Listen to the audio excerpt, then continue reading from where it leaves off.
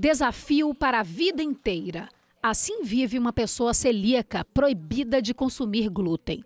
Os rótulos precisam ser checados porque alguns alimentos têm a inscrição não contém glúten, mas foram contaminados na indústria ou contêm traços de trigo, aveia, cevada ou centeio. Até o ambiente precisa ser controlado. Tá aqui embaixo. Fomos até a casa da Malu conhecer de perto a rotina de quem vive essa realidade. A placa já indica: sejam bem-vindos. Este ambiente é livre de glúten. Ao entrar, lave bem as mãos. Isso porque o glúten deixa partículas em todos os lugares. Se eu comi uma bolacha, por exemplo, em casa, e eu tocar nesta maçaneta, se eu não lavar as mãos, a Malu poderá ser contaminada. A descoberta da doença da filha obrigou Tatiana a mudar os hábitos de todos na casa. Desde as panelas, utensílios, móveis e alimentação.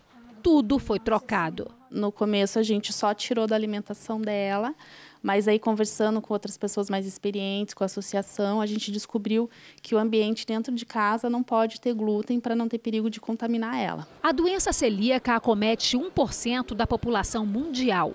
Em alguns casos, o diagnóstico é mais difícil porque nem todo paciente apresenta os sintomas. Aqueles sintomas característicos que é diarreia, atraso no crescimento, as crianças têm até problemas de pele, tem vários sintomas clássicos assim e ela não tem nenhum. O glúten é a combinação de dois grupos de proteínas, a gliadina e a glutenina. Ao contrário do que se imagina, a doença não foi recentemente descoberta.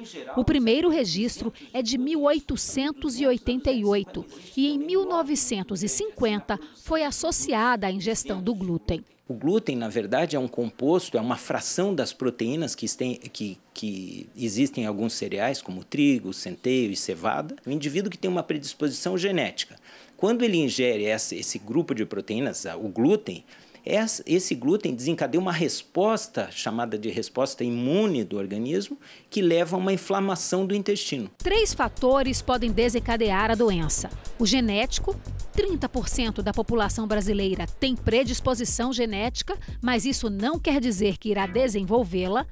O ambiental, provocado pelo uso excessivo de antibiótico e por alimentos chamados de inflamatórios, que deixam o intestino permeável, e a ingestão do glúten.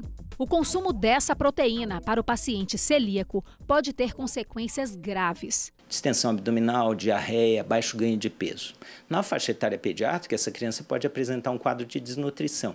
Esse é o quadro clássico da doença celíaca. Mais recentemente, não tão recentemente, talvez nas últimas décadas, também se identificou um grupo de pacientes com doença celíaca que não apresentam essas manifestações gastrointestinais. São aqueles pacientes que simplesmente têm uma anemia que não melhora com nada, as crianças que não estão crescendo adequadamente, por exemplo, ou que estão perdendo peso sem um motivo que seja aparente. Então, esses pacientes, eles podem ter essas consequências que são mais no longo prazo. Existe um grupo muito pequeno, uma fração muito rara de pacientes com doença celíaca que pode apresentar uma manifestação grave e aguda que se chama crise celíaca. Essa pode levar a um distúrbio metabólico grave, desnutrição e desidratação grave que pode levar o paciente à UTI e, se não tratado adequadamente, ao óbito.